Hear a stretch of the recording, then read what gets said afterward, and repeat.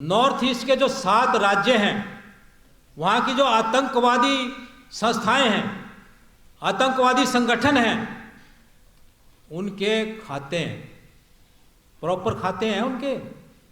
और प्रत्येक government servant की जो वहां पे नॉर्थ ईस्ट में सर्विस कर रहा है, चाहे वो क्लर्क है, चाहे चपड़ासी है, चाहे वो छोटा मोटा सेक्रेटरी है, चाहे कोई म्यूनिसिपैलिटी का अधिकारी है, और चाहे चीफ सेक्रेटरी है, और चाहे डायरेक्टर जनरल ऑफ पुलिस है, उसकी तनख्वाह से 10% पैसे सोर्स पे ही कट जाते हैं। जैसे इनकम टैक्स नहीं कटता, सोर्स पे कट जाते हैं, सीधे आतंकवादी संगठनों के खाते में जाते हैं। ये मैं सच्चाई बता रहा हूं, आपको पता कर लेना।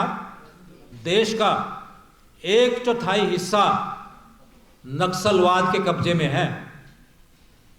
25% of our country, society and land is in the grip of Naxalites. वहां पर सरकार की नहीं चलती,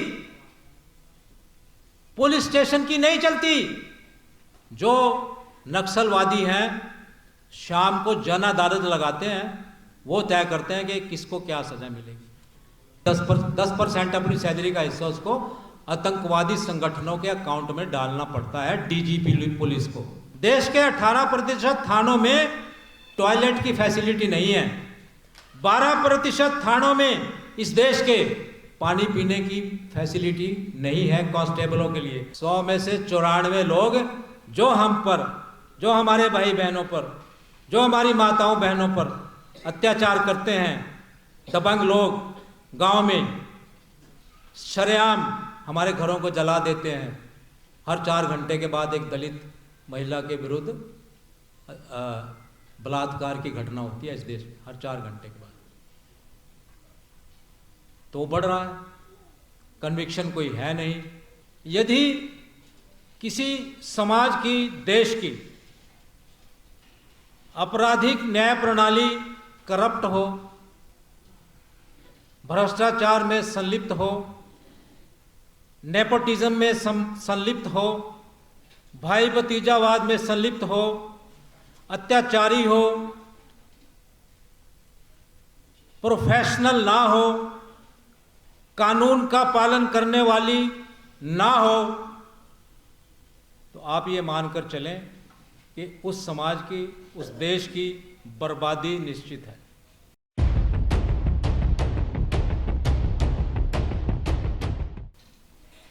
मंच पर विराजमान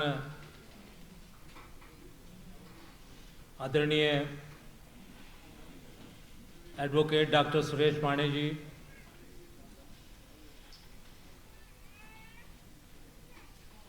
मंच पर विराजमान प्रोफेसर रतन लाल जी, भाई जितेंद्र जी,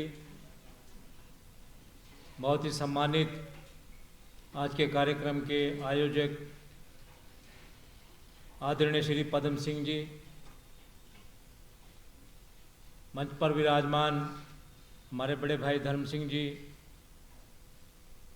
और मेरे समक्ष उपस्थित हमारे समाज के सम्मानित साथी, बुजुर्ग साथी, हमारे समाज की बहुत ही सम्मानित महिलाएं जो काफ़ी संख्या में आज के कार्यक्रम में उपस्थित हैं, बच्चों, युवा।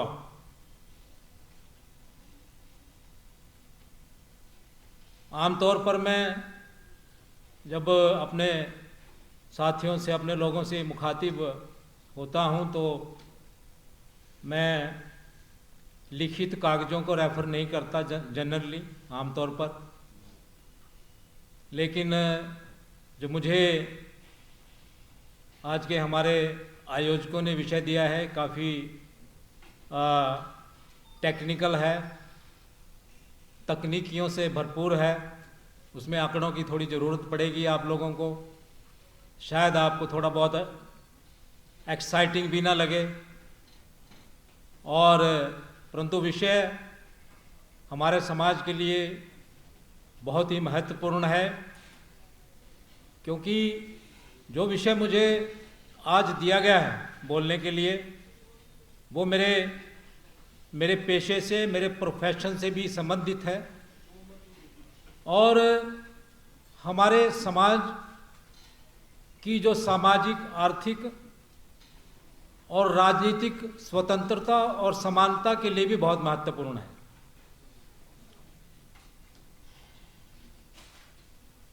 तो विषय जो मुझे दिया गया है आज, आपराधिक न्याय प्रणाली का, क्रिमिनल जस्टिस सिस्टम का, खासकर भारतवर्ष में आज की तारीख में जो हमारी आपराधिक न्याय प्रणाली है, जो कि हमारे समाज के सबसे हाशिए पर बैठे हुए व्यक्ति को न्याय दिलाने के लिए भी बहुत ही महत्वपूर्ण है। हम जानते हैं, हमारे सामने बहुत ही प्रख्यात प्रोफेसर डॉक्टर सुरेश माणी जी बैठे हैं, जो बॉम्बे यूनिवर्सिटी के विधि विभाग के लॉ डिपार्टमेंट के डीन रह चुके हैं, प्रमुख रह चुके हैं, पीएचडी हैं। तो 20 से ज़्यादा लोगों ने उनके अंतर्गत पीएचडी की है। प्रोफेसर रतनलाल जी बैठे हैं, जो वर्तमान में भी हमारे युवाओं को हिंदू कॉलेज में पढ़ा रहे हैं, बहुत ही अध्ययन करते हैं बाबा साहब के बारे में और भी सारे विषयों के बारे में काफ़ी अध्ययन करते रहते हैं। कहना ये चाहूँगा कि जो आपराधिक न्याय प्रणाली का जो विषय है, वो समाज को बर्बाद भी कर सकता है, समाज को बना भी सकता है। यदि किसी समाज की, देश की आपराधिक न्याय प्रणाली करप्ट हो, भ्रष्टाचार में संलिप्त हो, नेपोटिज्म में संलिप्त हो, भाई भतीजावाद में संलिप्त हो, अत्याचारी हो, प्रोफेशनल ना हो, कानून का पालन करने वाली ना हो, तो आप ये मानकर चलें कि उस समाज की, उस देश की बर्बादी निश्चित है। इतने निराशाजनक नोट पे मैं अपना भाषण शुरू नहीं करना चाहता। थोड़ा ऐसी सक्सेसफुल स्टोरीज ऑफ सक्सेस, सफलता की कुछ कहानियों से शुरू करना चाहता हूं, ताकि आपका हौसला इस डेस्पेंडेंसी में, इस निराशाजनक वातावरण में भी ना गिरे, आपका हौसला बना रहे। आप अपने दिल में हमेशा ये हिम्मत बनाकर रखें कि हम वर्तमान हालात को ट्रांसफॉर्म कर सकते हैं, हम बदल सकते हैं हालात। हमारे सामने समाज की क्रीम बैठी है, ओपिनियन मेकर हैं आप लोग, निर्धारित कर सकते हैं कि हमारा समाज किस दिशा में जाएगा। दोबारा सत्ता परिवर्तन भी कर सकते हैं, हिम्मत हारने की जरूरत नहीं है। अम्बेडकरवादी विचारधारा कोई धूल मिट्टी नहीं है जिस किसी फूंक मारने से उड़ जाएगी। कितनी भी कोशिश कर लें मनुवादी लोग या कट्टरपंथी हिंदुत्ववादी ताकतें, परंतु अम्बेडकरवाद, हमारे देश का बुद्धिज्म, हमारे संतों महापुरुषों के दिखाए हुए विचार, उनके रास्ते से हमको वो विचलित नहीं कर पाएंगे। हिम्मत नहीं हारनी है, हिम्मत रखनी है।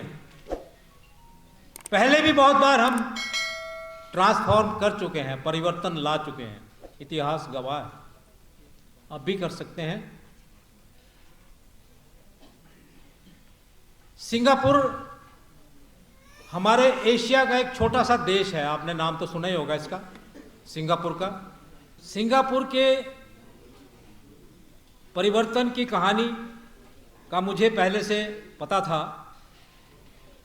कि किस प्रकार 1950 के शुरुआती वर्षों में सिंगापुर की जो आपराधिक न्याय प्रणाली थी, वहाँ का जो क्रिमिनल जस्टिस सिस्टम था, किस प्रकार माफियाओं के हाथ में था और किस प्रकार वहाँ जो ब्लैक मार्केटियर्स का राज था, करप्शन, हाई लेवल की करप्शन थी, क्रिमिनैलिटी थी। तो उस समय वहाँ पर जो प्रधानमंत्री नहीं हुआ करते थे, उस समय वहाँ के चीफ मिनिस्टर थे जिनका नाम था लिम यू हॉक। वो कम्युनिस्ट पार्टी से थे और उनकी वहाँ पर सरकार थी। तो सरकार भ्रष्टाचार में संलिप्त थी, कुछ बड़े बड़े स्कैंडल हुए थे। चलो उस कहानी को छोड़ देते हैं। ये चलता रहा 1959 तक। 1959 में वहाँ पर इलेक्शन हुए और एक नई पार्टी जिसका नाम था पीपल्स एक्शन पार्टी और जिसके अध्यक्ष थे ली क्वान यू। आप में से काफ़ी लोग पढ़ते रहते होंगे, उनका नाम भी सुना होगा आपने। ली क्वान यू जो है वो 1959 में वहाँ के प्रधानमंत्री बने। पहले चीफ मिनिस्टर होता था, वो फर्स्ट प्राइम मिनिस्टर बने सिंगापुर के। और उन्होंने सबसे पहले कहा कि भाई सबसे पहले मैं अपने देश की सिंगापुर की आपराधिक न्याय प्रणाली को ठीक करूँगा, इसको दुरुस्त करूँगा, इसको ट्रांसपेरेंट करूँगा। और उन्होंने राजनीतिक इच्छा शक्ति दिखाई और एक CPIB corrupt practices investigation bureau उन्होंने स्थापित की 1959 में। और प्रिवेंशन ऑफ करप्शन एक्ट 1959 में 1960 में उन्होंने पहली बार जो है सिंगापुर में इनेक्ट किया। कहने का मतलब ये है, और उन्होंने जो मेरिटोक्रेसी यानी कि मेरिट के आधार पर नियुक्तियां शुरू की। और सबसे पहले तो उन्होंने जो अपने MLA चुनकर आए, उन्होंने जो मिनिस्टर बनाए, उनको कहा कि भाई आज से आप सब लोग सफ़ेद ड्रेस पहनेंगे, वाइट ड्रेस।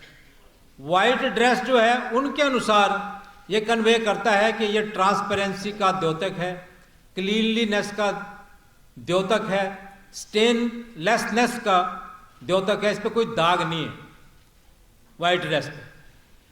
सारी कैबिनेट और सारे MLA को उन्होंने वाइट ड्रेस पहनाकर जो है शपथ दिलाई, ट्रांसपेरेंसी कायम करी, पॉलिटिकल विल दिखाई और धीरे धीरे पूरे सिस्टम को परिवर्तित करते चले गए। 1950 में सिंगापुर की जो पर कैपिटा GDP थी $400 थी। कितनी? 400 यूनाइटेड स्टेट्स डॉलर। और 2023 में उनके ट्रांसफॉर्मेशन के प्रयासों की वजह से आज की तारीख में सिंगापुर की GDP है $60,000 पर कैपिटा।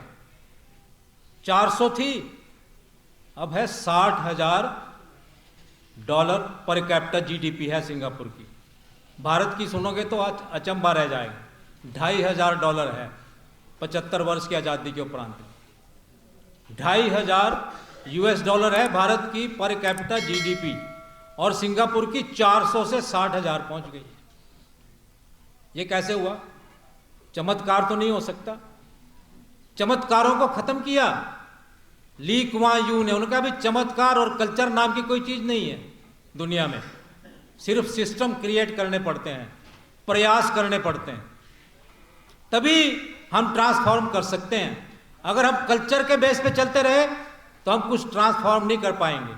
जिस प्रकार दिवाली पर ईद पर एक दूसरे को हम तोहफे देते हैं ना, दिवाली पे हिंदुओं में तोहफे देते हैं, और ईद पर जो है मुसलमान अपने भाई बहनों को, अपने रिश्तेदारों को तोहफे देते हैं। इसी प्रकार क्रिश्चियंस भी अपने रिश्तेदारों को तोहफे देते हैं। वहाँ पे भी एक तोहफे देने का रिवाज था उस कम्युनिटी में, जो सिंगापुरियन कम्युनिटी, जो 70% चाइनीज़ हैं, मलाय हैं, इंडियंस भी हैं 9% वहाँ पर।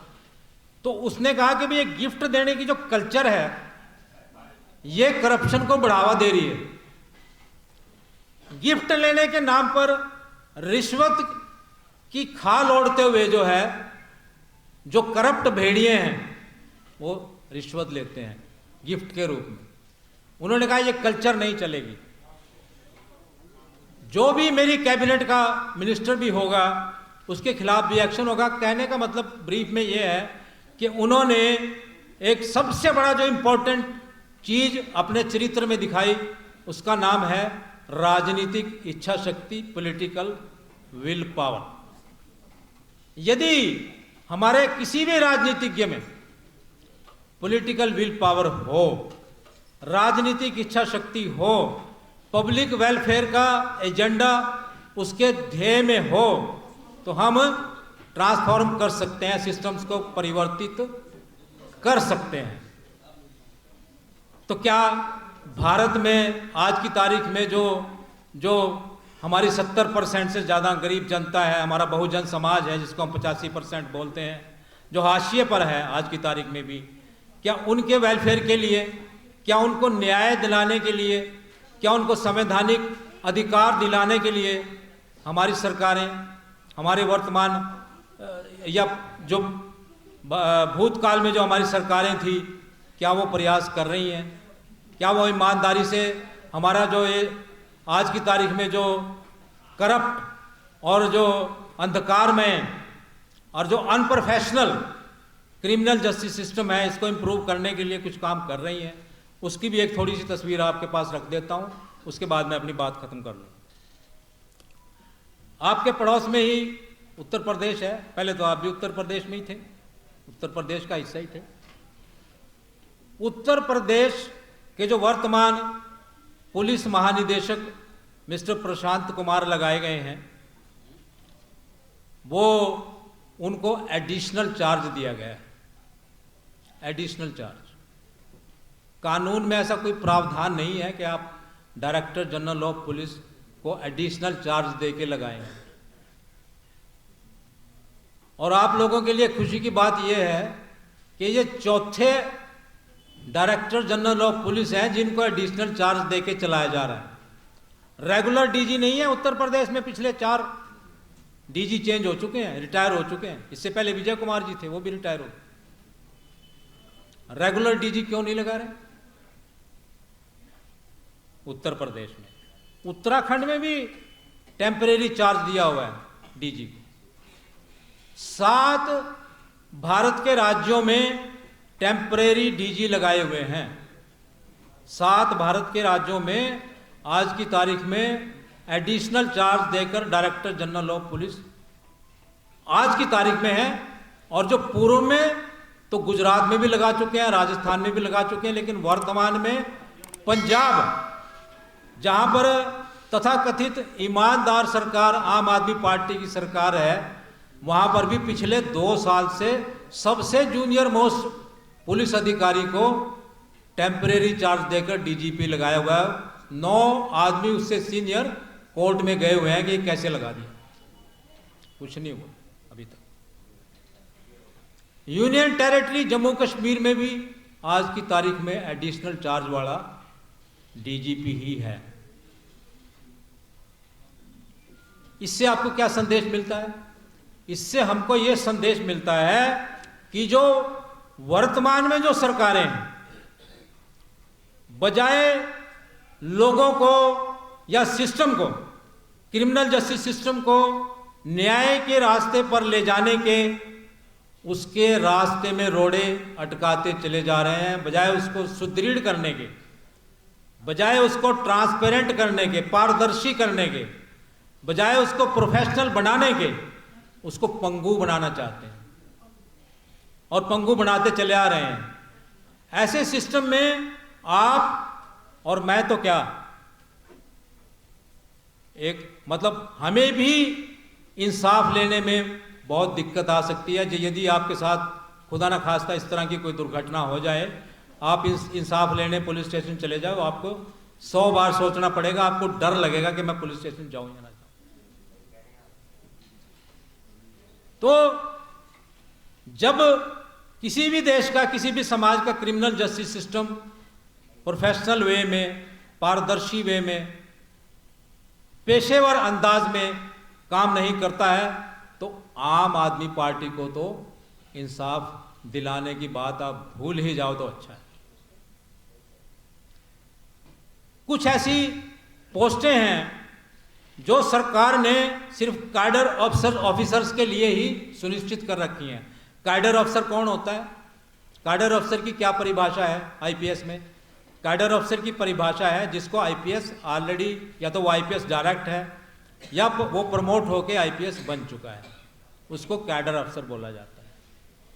जो कैडर पोस्टें हैं स्टेट में किसी भी राज्य में जो कैडर पोस्टें हैं, वो सिर्फ कैडर अफसरों द्वारा ही भरी जा सकती हैं। अब यहाँ पे तमिलनाडु का एक ऑफिसर आया, मान लो उत्तराखंड में या उत्तर प्रदेश में, क्योंकि होम कैडर तो सिर्फ 1/3 को मिलता है, 2/3 को आउटसाइड कैडर मिलता है। यानी कि उत्तर प्रदेश में जो आईपीएस या आईएएस ऑफिसर आएंगे, उसमें से अगर उनकी 6 वैकेंसी है तो 2 वैकेंसी तो उत्तर प्रदेश के लोग भर सकते हैं, परंतु 4 लोग बाहर से आएंगे, चाहे वो तमिलनाडु का हो, गुजरात, कहीं से भी आ सकते हैं। ठीक है ना? तो जब यहां पर एक तमिलनाडु का कैडर अफसर आएगा जो छोटी मोटी टूटी फूटी हिंदी भी बोलेगा, और उसको जब किसी जिले में पुलिस अधीक्षक नियुक्त किया जाएगा, ये माना जाता है कि वो एक ट्रांसपेरेंट वे में भ्रष्टाचार मुक्त प्रशासन देने की कोशिश करेगा और प्रोफेशनल वे में लोगों को इंसाफ दिलाने की कोशिश करेगा। ये हम मानकर चलते हैं, क्योंकि उसका घर तो तमिलनाडु में है, यहाँ तो है नहीं उसकी कोई रिश्तेदार। परंतु क्या कर रही है आज की सरकारें? हरियाणा, पंजाब और कुछ राजस्थान के हिस्सों में, उत्तर प्रदेश का नहीं मैं कह सकता, उत्तर प्रदेश में भी मैंने सुना है कुछ जिलों में नॉन कैडर ऑफिसर्स जो है वो नियुक्त किए हैं। पंजाब का तो मुझे व्यक्तिगत पता है और हरियाणा का मुझे व्यक्तिगत पता है, क्योंकि मैं यहीं आपके पड़ोस में जगाधरी का रहने वाला हूं, कि कुछ इंस्पेक्टर लेवल के अफसरों को भी भ्रष्ट डीएसपी बना के, जिस प्रकार डीजीपी को टेम्परेरी चार्ज दे दिया, इसी प्रकार उनको भी पुलिस अधीक्षक का टेम्परेरी चार्ज जिले में दिया हुआ है। अब मुझे बताओ, वो आम आदमी के ऊपर जो अत्याचारों से ग्रस्त गरीब लोगों के ऊपर से अत्याचार मिटाने की कोशिश करेगा, या उनको भी उसी भ्रष्टाचार के, उसी अत्याचार के उसमें भट्टी में झोंकेगा? बताइए आप।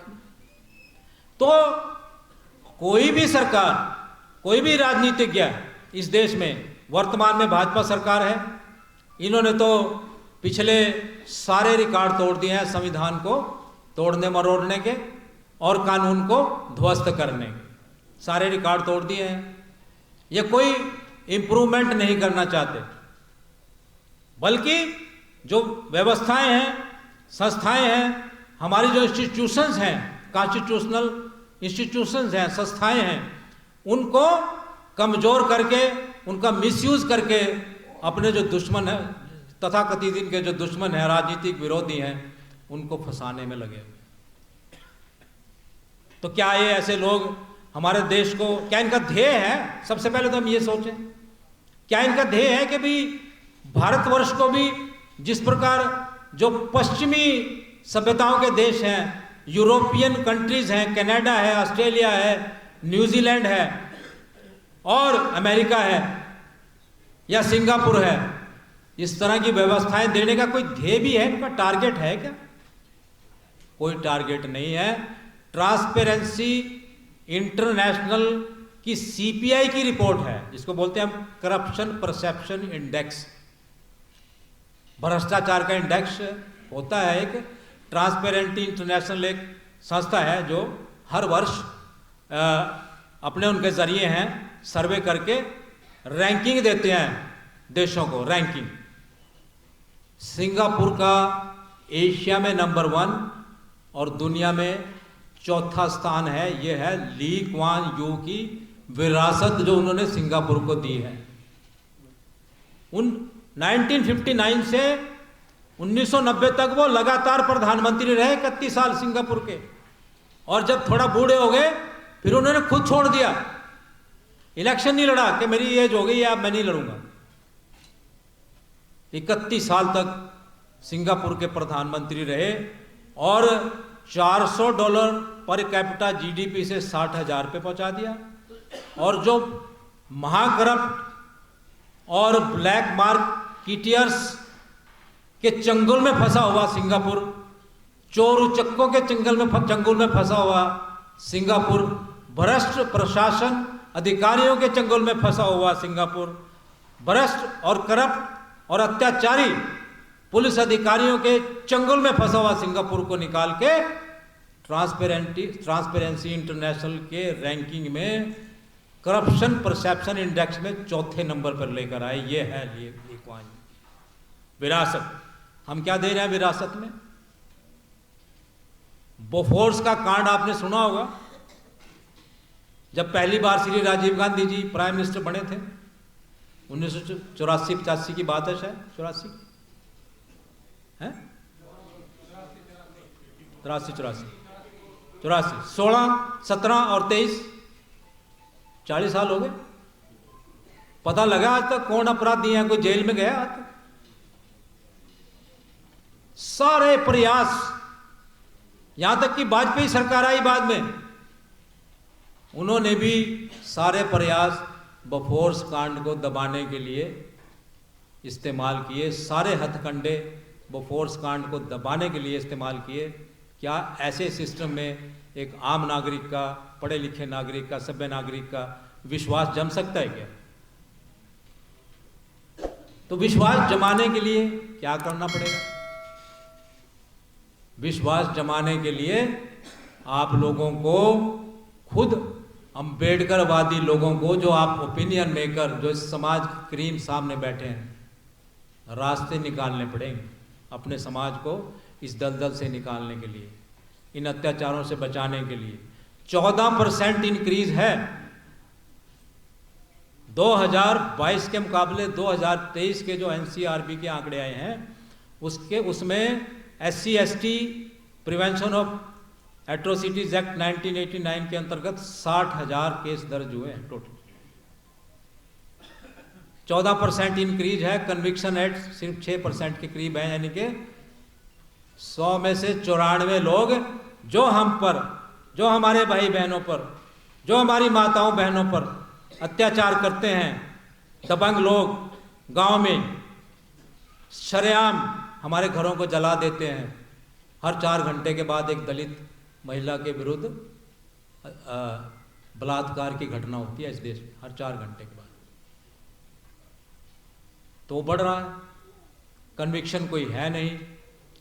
25% वैकेंसीज हैं पुलिस डिपार्टमेंट में पूरे इंडिया में। 25% वैकेंसीज, उनको भरने का कोई प्रयास नहीं हो रहा। 40% हाई कोर्टों में वैकेंसी, हाई कोर्ट के जजेस की वैकेंसी कितनी है? 40%। कोई प्रयास नहीं हो रहा उनको भरने का। 3.5 करोड़ से ज्यादा केस कोर्टों में पेंडिंग है।